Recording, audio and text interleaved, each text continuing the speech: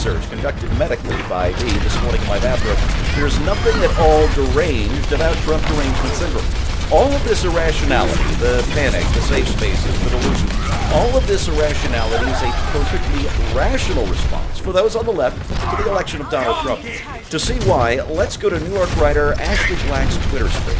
Last week she said, everyone Trump has picked wants to dismantle the agency they will be running. That's it. No punchline.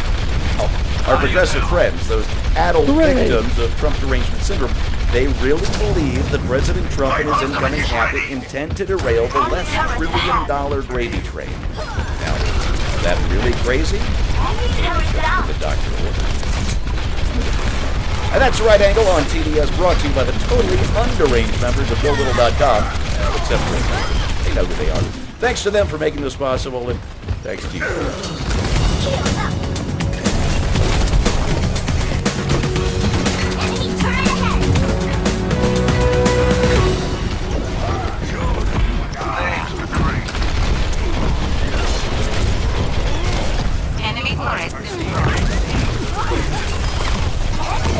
Hello, BillLittle.com members, the best informed people on the internet, and I mean that. Think about it.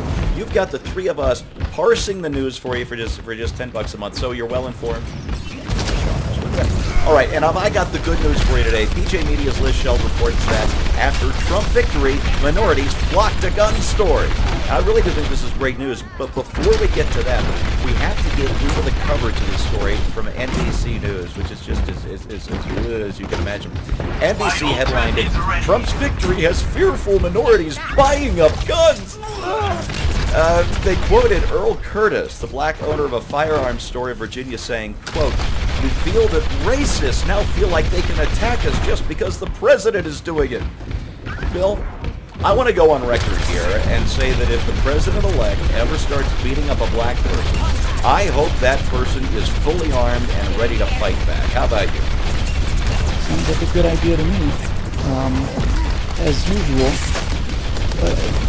this poor man is a victim of this media narrative that's been propagated by Barack Obama and Eric Holder and Loretta Lynch and all the rest. He's got it into his head that white people just go down the street and assassinate black people in America, and it doesn't happen. I don't think that it's happened. A single case of this kind of thing in decades. And as always, when we look at this kind of statistics, we come to the truth which nobody wants to face. The truth is that 94% in 2014, 94% or 96% of all blacks were killed by other blacks. And so if you're going to make your crusade about Black Lives Matter and how white racists are the problem, you're going to address the 4% and leave the 96% not only alone, but unmentioned. You've got a political program there, not an actual program. As far as the buying guns goes, freedom is for everybody, or freedom is not for everybody. You know, I mean, that's how it works. They're certainly entitled to this. I think what would be interesting for them is, I hope that if those liberals that do actually go through with this, there's a lot of talk about it, but I don't think very many of them can actually go through with it because they faint at the sight of an apple peeler. But it would be nice if a few of them do that and then go to the gun range to get trained in these things, and then they'll find out on the gun range just exactly how wrong they are about politics. That would be an interesting sense. Yeah, Bill, black-on-black violence is one of the great unreported tragedies of our country. And I would say it's because almost all of it occurs in cities that have been run by Democrats, and nothing but Democrats for decades. They're little pits of murder and crime, and the reason they're filled with murder and crime is because there's no hope for it. There's absolutely no hope for your country. You get a government check on the first of the month, it gets deposited into your account. And then you have to live on this until the next government check. There's no economy there because the crime is so high. The crime is so high because they're hopeless. They're hopeless because they're indebted to the government. They are literally eating hand to mouth out of the hands of the government.